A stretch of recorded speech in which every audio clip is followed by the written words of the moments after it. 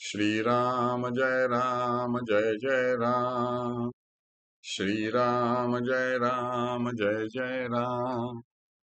श्रीराम जय जय राम। ओम नमः शिवाय।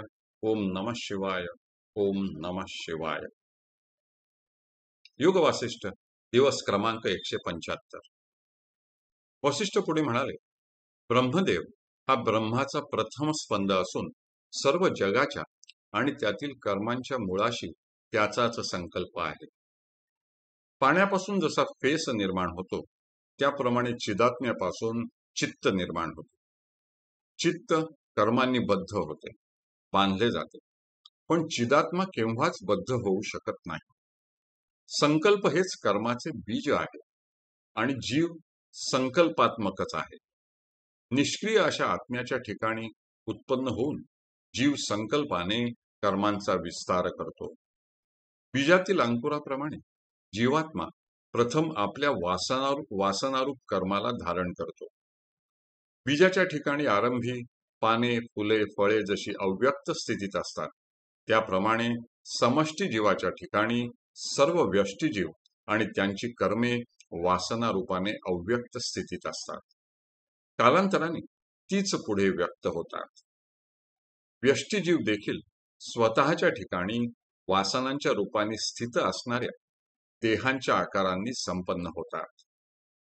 व्यष्टीजीव म्हणजे प्राणीमात्र आणि समष्टीजीव म्हणजे हिरण्यगर्भ व वैश्विक जाणीव होय। हे व्यष्टीजीव समष्टी जीवाच्या संकल्पाने पूर्वीच उत्पन्न झालेल्या ब्रह्मांडांमधील माता पितरांच्या देहांमध्ये प्रवेश करून आपल्या कर्मांनुसार देहाची प्राप्ती करून घेतात। जन्म मृत्यूला कारणीभूत होणाऱ्या आपल्या कर्मांमुळे हे जीव उच्च व नीच स्थितीचा अनुभव घेतात। कर्म याचा अर्थ चित्स्पंद होय। चित्तामधील संकल्परूपी वृत्तींनाच कर्म म्हणतात। चित्ताचा हा स्पंद जोपर्यंत कायम आहे तोपर्यंत विविध कर्मे आणि गती जीवांना प्राप्त होत राहतात। वृक्षावरील पाने व फुले नष्ट होऊन जशी पुन्हा उत्पन्न होतात, त्याप्रमाणे सर्व कारणांचे कारण अशा चिद्रूप ब्रह्मापासून चित्त आणि चित्ताची स्पंदनरूप कर्मे पुन्हा पुन्हा उत्पन्न होतात।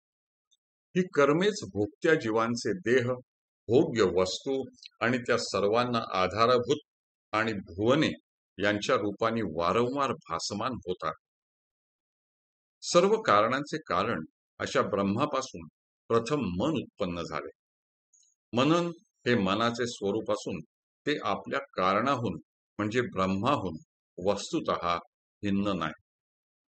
हे असे होईल व हे असे होणार नाही अशा भावनारूप विषयांच्या ठिकाणी मनाची वृत्ती नेहमी हेलकावे खात असते।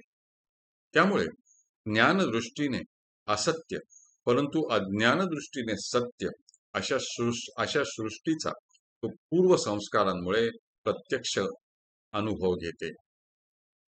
जगातील सर्व भेद ह्या मनामुळेच भासमान होतात।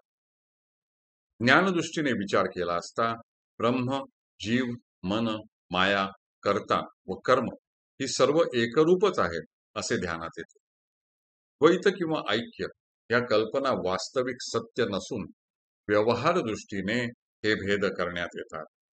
भिन्नतेची कल्पना करणारे मन एकदा नाहीसे झाले म्हणजे हा द्वैत प्रपंच नाहीसा होतो।